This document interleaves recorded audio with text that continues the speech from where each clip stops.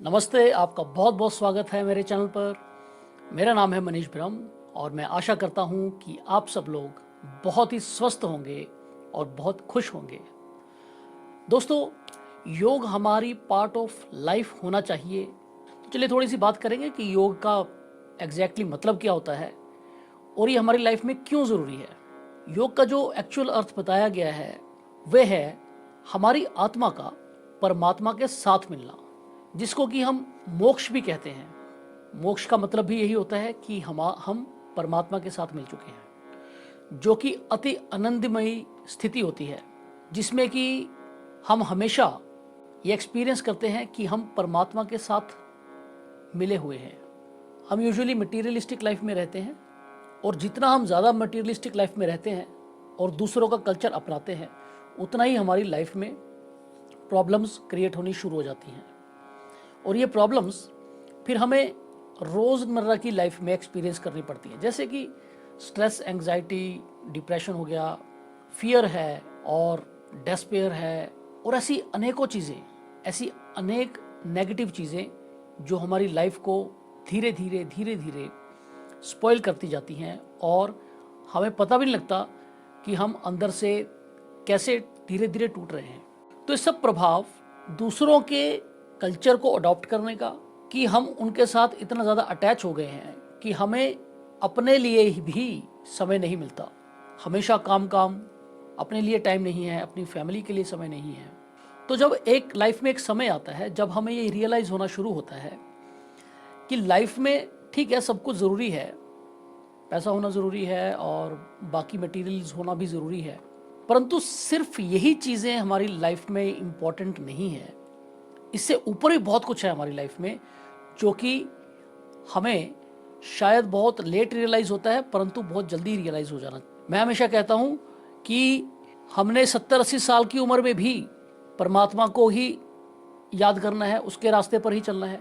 तो क्यों ना हम 20 साल से ही परमात्मा के रास्ते पर भी चलें और अपना कर्म भी करते रहें और अपनी लाइफ भी जिएं, अच्छे से जिएं, अपनी सारी खुशियाँ पूरी करें। मतलब भगवान को साथ में लेकर चलना, परमात्मा को साथ कर लेकर चलना और अपनी लाइफ को भी जीना, यही अध्यात्म है। आपकी लाइफ में सुख, शांति, ब्लिस, आनंद होना बहुत ज़रूरी है, जो कि आध्यात्मिक लाइफ में ही मिलता है, मटेरियलिस्टिक लाइफ में नहीं मिलेगा और ज़्यादा ही सोशल लाइफ में भी नहीं मिलता है। यूजुअली हमारे जो यंगस्टर्स हैं उनको ये दिखाया जाता है, ये मतलब दृश्य बनाया जाता है, ऐसी उनकी कंडीशनिंग कर दी जाती है कि दूसरों के कल्चर में ही ये पार्टी कर ली, ड्रिंकिंग कर ली, स्मोकिंग कर ली, ये सब कूल है। परंतु ये कूल वाला काम नहीं है, ये फूल वाला काम है। इसमें शुरू में हमें लगता है कि हम बहुत कूल हैं, परंतु बाद में हम फूल बन जाते हैं। धीरे धीरे हेल्थ प्रॉब्लम्स रहती हैं और धीरे धीरे स्ट्रेस बढ़ता है, फिर मेंटल प्रॉब्लम्स, इमोशनल प्रॉब्लम्स बहुत आज की डेट में बहुत ज़्यादा होती हैं और ये इमोशनल प्रॉब्लम से बहुत ज़्यादा हमारे जो माइंड पर है वो बहुत नेगेटिव इफ़ेक्ट्स पड़ते हैं, जिससे कि इंसान पता नहीं क्या क्या सोचता है। तो 80 साल में भी जाना है परमात्मा के रास्ते पर, तो 20 साल में ही क्यों ना जाए हम। आप लाइफ भी जिए, मस्त भी रहें, एंजॉय भी करें, हर चीज़, हर मोमेंट को एंजॉय करें। बल्कि आध्यात्मिक रास्ते पर आप लाइफ को ज़्यादा एंजॉय करते हैं, आप लाइफ के हर पल को एंजॉय करते हैं। मटीरियलिस्टिक लाइफ में तो 5 दिन इतनी घिसाई होती है, इतनी घिसाई, पता ही नहीं होता कि कहाँ पर है। फिर जाकर फ्राइडे, सैटरडे या संडे मिलता है, उसमें जाकर और ज़्यादा भयंकर एनवायरनमेंट में, डिस्क में जाकर ड्रिंक्स करनी, स्मोकिंग करनी। यार, आप तो पहले ही 5 दिन बहुत परेशान थे और आपने एक और बीमारी मोल ले रखी है, सैटरडे संडे जाकर हंगामा करने का। हमें लगता है कि हमारे अंदर जो पूरा प्रेशर बन चुका है, उसको हम सैटरडे संडे को जाकर पूरे प्रेशर को निकाल देंगे। परंतु हमें ये नहीं पता होता कि हम जो इतने नशे में रहते हैं, पागलों की तरह नाचते हैं, तो वो प्रेशर और बन जाता है, उससे रिलीज नहीं होता है। आपको केवल लगता है कि ये रिलीज हो रहा है, आपकी बॉडी थक जाती है, आप सो जाते हैं, आपको लगता है कि आप रिलैक्स हो गए, परंतु नहीं। इससे और तबीयत बिगड़ती है, इससे और आपकी फिजिकल हेल्थ बिगड़ेगी, मेंटल हेल्थ बिगड़ेगी, इमोशनल हेल्थ बिगड़ेगी। और वहाँ पर ऐसे ऐसे लोग मिलते हैं जो आपकी लाइफ स्पॉइल करने में ज़्यादा समय नहीं लगाते हैं। तो उनका कल्चर उनको ही मुबारक, हमारा कल्चर हमें मुबारक। हमारे कल्चर में हमें आनंद के साथ जीवन जीना सिखाया जाता है। और मटेरियलिस्टिक लाइफ किसी लिमिट तक और सोशल लाइफ किसी लिमिट तक, क्योंकि ये जो लिमिट होती है ये बहुत ज़रूरी होती है लाइफ में, क्योंकि जब हम लिमिट्स क्रॉस करते हैं तो हम अपना ही नुकसान करते हैं उससे। अब मान लीजिए कोई इंसान ड्रिंकिंग करता है तो वो ओवर लिमिट करेगा तो उसका नुकसान होगा, उसका शरीर खराब होगा, उसकी मेंटल स्टेट खराब होगी, उसकी इमोशनल हेल्थ खराब होगी। ऐसे कोई स्मोकिंग करता है उसकी भी हेल्थ खराब होती है। ऐसे कोई ज़्यादा सोशल होता है तो न जाने कैसे कैसे लोगों से मिलते हैं हम, तो कोई इंसान हमारे साथ कैसा बिहेव करे हमें क्या पता, इन फ्यूचर कोई हमें धोखा दे दे, कोई कुछ कर दे तो क्या पता। तो इसीलिए सोशल लाइफ को भी थोड़ा सा लिमिट में चलना ज़रूरी है। आप लाइफ को एंजॉय करो, अपने हिसाब से करो, अपने हिसाब से जियो, हर एक क्षण को जियो, इतना आनंदित फील करो कि आपको किसी की ज़रूरत भी ना पड़े खुश रहने के लिए। यही अध्यात्म है। You live every second of your life in absolute bliss, यही अध्यात्म है। तो योग के द्वारा आप परमात्मा के रास्ते पर भी चलते हैं और अपना कर्म भी करते हैं, अपना कार्य भी करते हैं और खुश भी रहते हैं। थोड़ी सी रोज थोड़ी थोड़ी सी प्रैक्टिस करना बहुत ज़रूरी होता है। और आपने एक बार शुरू किया ना, 4-5 दिन हफ्ता आपको मुश्किल लगेगा, पर उसके बाद ऑटोमेटिकली आपका शरीर उस चीज़ को मांगेगा, मतलब एक्सरसाइज मांगेगा। योग की जो प्रक्रिया आप करोगे, जैसे कि आप ध्यान करते हैं तो आपकी मेंटल स्टेट इतनी अच्छी हो जाती है कि आपको वो ब्लिस की आदत हो जाती है कि हाँ मुझे ये चाहिए और मैं रोज़ करूँगा तो मुझे ये मिलेगा, तो आपको इसकी आदत हो जाती है। बहुत आनंदमय लाइफ हो जाती है। आप इसको शुरू करके देखिए, योग करके देखिए। तो योग परमात्मा के साथ मिलने का एक रास्ता है। योग एक अम्ब्रेला टर्म है, इसमें से मेन 4 निकलते हैं, जैसे कि कर्म योग, पाथ ऑफ योर सर्विस, आप सेवा करते हैं, और फिर राजयोग, पाथ ऑफ मेडिटेशन, भक्ति योग, पाथ ऑफ डिवोशन। अब देखिए जो इस्कॉन में है ना, आजकल इस्कॉन बहुत पॉपुलर है और बहुत लोग इस्कॉन को फॉलो कर रहे हैं। सिर्फ हम ही नहीं, बाहर के लोग भी इस्कॉन को बहुत फॉलो कर रहे हैं। तो उसका जो इफेक्ट है वो बहुत अच्छा पड़ रहा है, क्योंकि वे इमोशनली परमात्मा के साथ आपको जोड़ते हैं, वे भक्ति के जरिए आपको जोड़ते हैं, तो वो भक्ति योग है। ऐसे ही ज्ञान योग, द पैथ ऑफ नॉलेज, ये बहुत अल्टीमेट है, बहुत अल्टीमेट है। इसमें सारा आपका वेद का ज्ञान खंड आ जाता है, उपनिषद आ जाते हैं, वेदांत आ जाता है। और ये इतनी अल्टीमेट फिलॉसफी है, इतनी अल्टीमेट फिलॉसफी है कि दुनिया में आज तक ऐसी फिलॉसफी किसी ने दी ही नहीं और कोई दे भी नहीं पाएगा, क्योंकि ये अल्टीमेट ट्रुथ है। ज्ञान योग में आपको अल्टीमेट ट्रुथ मिल जाता है। इससे बड़ा ज्ञान नहीं होता कहीं पे भी, ना आपको मिलेगा। जब आप इसको अंडरस्टैंड करेंगे तो आपको ये यकीन हो जाएगा कि परमात्मा है और हर क्षण आप उसको एक्सपीरियंस कर सकते हैं। आपकी सुप्रीम कॉन्शियसनेस आपके अंदर है, आपकी कॉन्शियसनेस जाग जाती है, आप इतना अल्टीमेट फील करते हैं। ज्ञान योग का रास्ता, द पैथ ऑफ नॉलेज, ये आपको क्विकली एक्सपीरियंस करवाता है, quickly, right at the moment. आपकी कॉन्शियसनेस आपको एक्सपीरियंस करवाता है राइट एट द मोमेंट। तो परमात्मा को जानने के लिए, परमात्मा के रास्ते पर चलने के लिए, परमात्मा से मिलने के लिए, मोक्ष को पाने के लिए, ये 4 तरीके हमारे महर्षियों ने हमें दिए हैं। तो योग का जो मेन जो इसका टेक्स्ट है, ये है महर्षि पतंजलि के योग सूत्र है, जो कि कपिल मुनि के सांख्य योग के ऊपर बेस्ड है। जो योग है वो 4 पार्ट्स में डिवाइडेड है और 4 पार्ट्स में ये पूरा डिटेल में आपको बताया गया है, और ये बहुत अल्टीमेट फिलॉसफी है। पहले ही सूत्र में महर्षि पतंजलि ने ये बता दिया है कि योग क्या है। देखिए योग एक एवरीडे लाइफ का प्रैक्टिकल पार्ट है, ये आपको करना ही है। जैसे कि महर्षि पतंजलि कहते हैं, अथ योग अनुशासनम, पहला इसका जो सूक्त है वो है, जो योग है, जो अनुशासन है, उसको शुरू करते हैं। इन्होंने क्लियरली हमें बता दिया है कि जो योग है वह बगैर अनुशासन के नहीं होगा। अनुशासन मतलब डिसिप्लिन। लाइफ में डिसिप्लिन होना बहुत ही ज्यादा जरूरी है। लाइफ में डिसिप्लिन नहीं होता, बहुत से काम बनते नहीं है हमारे, तो डिसिप्लिन होना बहुत जरूरी है। महर्षि पतंजलि ने पहले ही सूक्त में कह दिया है कि अनुशासन ही योग है। आपको ये एवरीडे प्रैक्टिस करना है। हम रोज योग को प्रैक्टिस करते हैं, जैसे कि ब्रीदिंग एक्सरसाइज करना, स्ट्रेचिंग करना बॉडी की, और फिर ध्यान करना, ये सभी आपका योग में आ जाता है। हम पैथ ऑफ मेडिटेशन यानी कि राजयोग की प्रैक्टिस करवाते हैं। हमारे पास राजयोग की, मेडिटेशन की अलग अलग कोर्सेज हैं, आप 3 दिन के कोर्स से स्टार्ट कर सकते हैं, या फिर 1 हफ्ते के कोर्स से, या फिर 10 दिन के, या फिर 15 दिन के, 30 दिन के कोर्स से। आपको 3 दिन में ही एहसास होना शुरू हो जाएगा कि योग आपकी लाइफ में कैसे पॉजिटिव रिजल्ट्स लेकर आता है। और अगर आप हफ्ते का कोर्स करते हैं तो उसमें और भी अच्छे रिजल्ट्स हैं। जब आप इसको प्रैक्टिस करना शुरू करते हैं तो इसमें बहुत इंटरेस्टिंग एक्टिविटीज़ भी होती हैं, जिससे कि आपकी और मेंटल पावर को बूस्ट मिलता है, आपके इमोशंस को बूस्ट मिलता है ना, आपके डीपर लेवल के ऊपर काम किया जाता है। तो आप कोई भी कोर्स लें, आपको इसका रिजल्ट अनडाउटेडली बहुत अच्छा रिजल्ट मिलेगा। तो पहले ही सूक्त में महर्षि पतंजलि ने बताया कि योग अनुशासन का नाम है।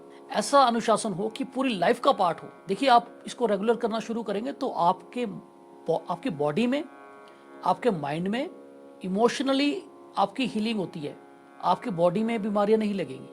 आपके मेंटली जो प्रॉब्लम्स क्रिएट होती हैं ना माइंड में, तो वो भी नहीं रहेंगी।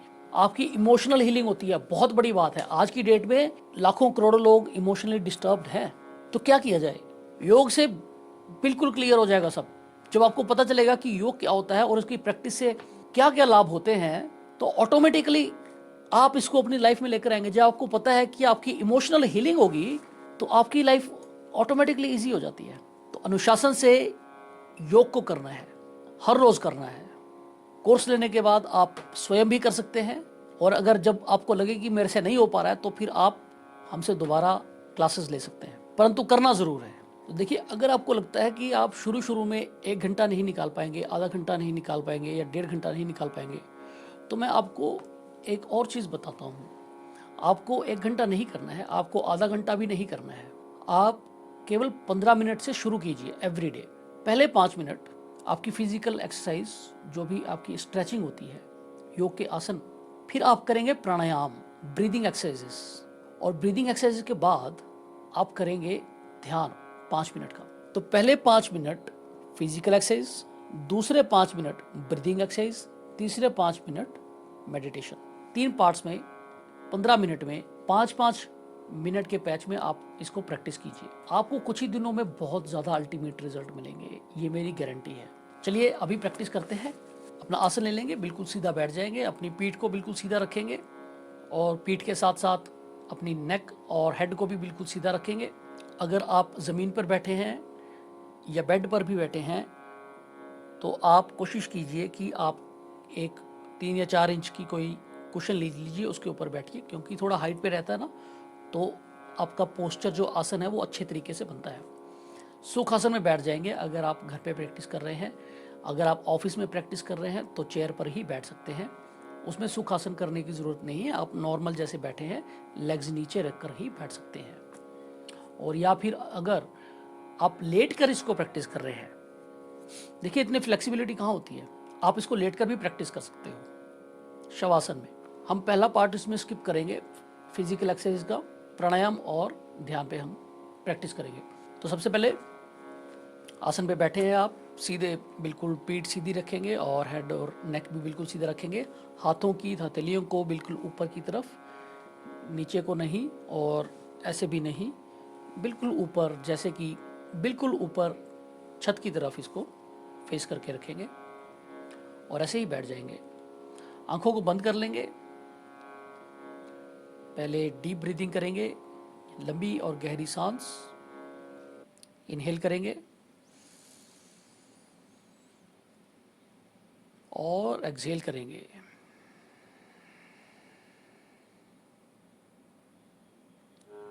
फिर से इनहेल करेंगे,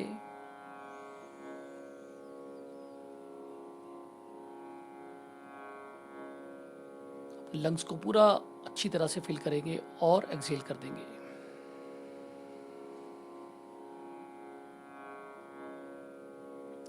फिर से इनहेल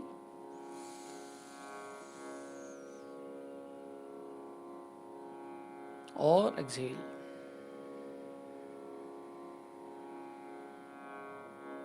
पहले अनुलोम विलोम करेंगे, ऑल्टरनेट ब्रीदिंग। अपने लेफ्ट हैंड को चिन्ह मुद्रा में ले आएंगे। अब लेफ्ट हैंड को चिन्ह मुद्रा में ऊपर की ओर फेस करते हुए लेफ्ट हैंड का, और दूसरे हाथ को हम First two fingers just in between your eyebrows. You will control your right nostril with your thumb and your left nostril with your two fingers, third and fourth finger. Inhale करेंगे left से,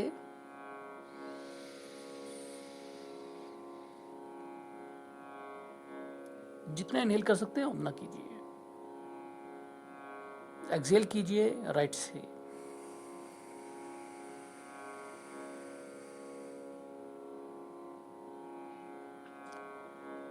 अब inhale right से,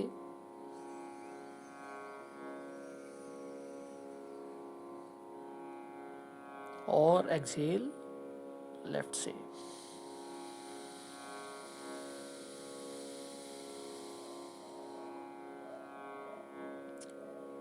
Inhale from the left,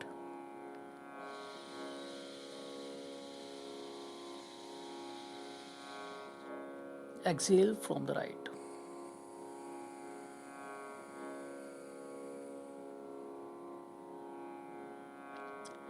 Inhale from the right,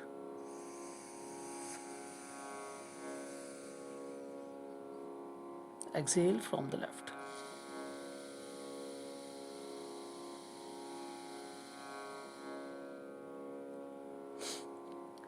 Inhale from the left, exhale from the right.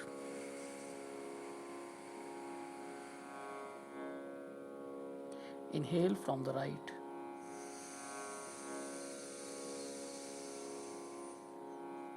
exhale from the left.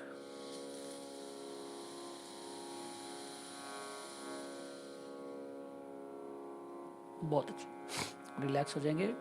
अब इसी प्राणायाम को, आंखें बंद रखेंगे, इसी प्राणायाम को आपको अगर समय हो तो 10 से 20 बार कीजिए, नहीं तो 20 से 50 बार भी कर सकते हैं।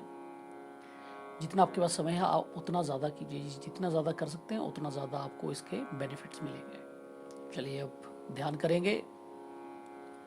ध्यान करते हुए प्रण करेंगे, प्लेज करेंगे कि मैं योग को अपनी लाइफ में लेकर आऊँगा या लेकर आऊँगी, और प्रैक्टिस करूँगा या करूँगी, ताकि मेरी जितने भी प्रॉब्लम्स हैं, चाहे वो फिजिकल प्रॉब्लम्स हैं, चाहे वो मेंटल प्रॉब्लम्स हैं, चाहे वो इमोशनल प्रॉब्लम्स हैं, सब तरह की प्रॉब्लम्स मेरे अंदर से एलिमिनेट हो जाएं।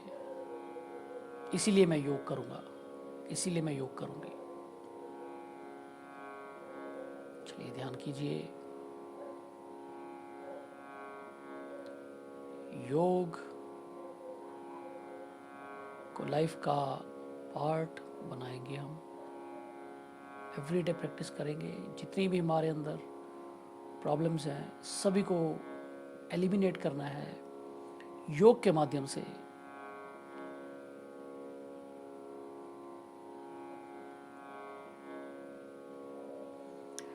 बिल्कुल शांत होकर, कुछ भी नहीं सोचेंगे, अपने माइंड में कोई भी विचार नहीं आने देंगे, बिल्कुल रिलैक्स करेंगे, आंखें बंद करके बिल्कुल रिलैक्स।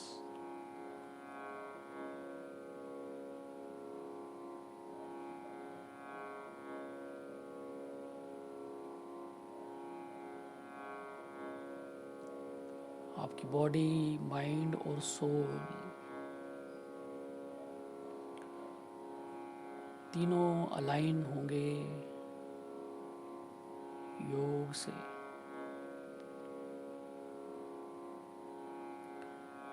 योग को अनुशासन से करेंगे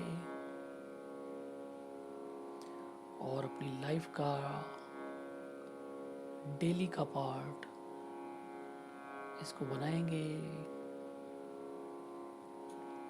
और अपनी लाइफ में खुश रहेंगे योग करते हुए, और आनंद को पाएंगे योग के साथ।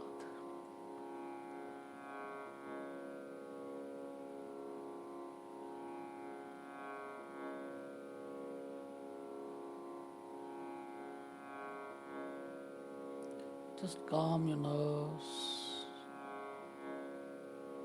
Feel happy and relaxed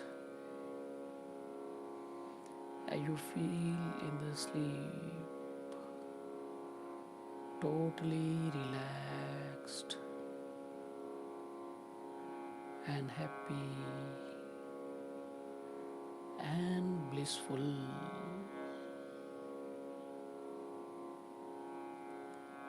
Feel wonderful in this body.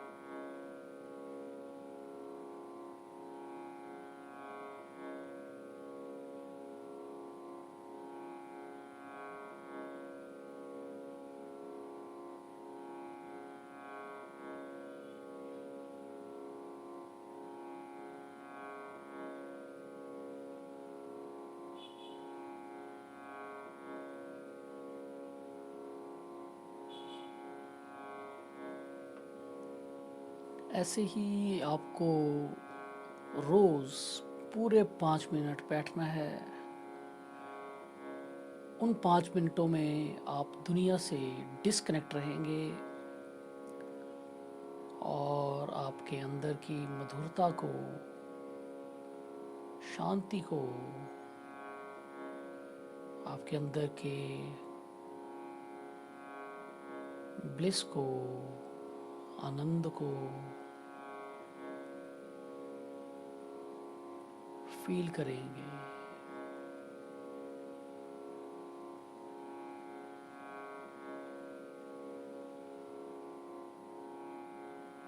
बहुत अच्छे।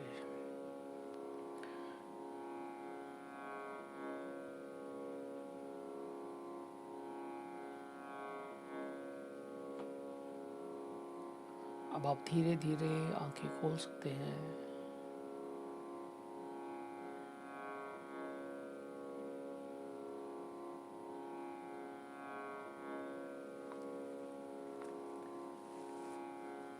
तो ये थी आज की मेडिटेशन।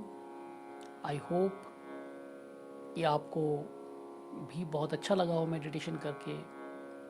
ऐसे ही आप रोज़ मेडिटेशन को प्रैक्टिस करें और ऐसे मिरेकल्स आपकी लाइफ में पाएं जिससे कि आपकी लाइफ चेंज हो जाएगी। बहुत ही पॉजिटिव रिजल्ट्स देने वाली होती है मेडिटेशन। आई होप कि आपको बहुत अच्छा लगा हो ध्यान करके, मेडिटेशन करके। मैं चाहता हूँ कि आप फिज़िकली, मेंटली, इमोशनली और स्पिरिचुअली आनंदमय रहें। अपनी ज़िंदगी का हर एक पल ऐसे जिए जैसे कि आप उस पल में अपनी लाइफ में सबसे ज़्यादा खुश हो। अपना समय देने के लिए बहुत बहुत धन्यवाद। हर हर महादेव।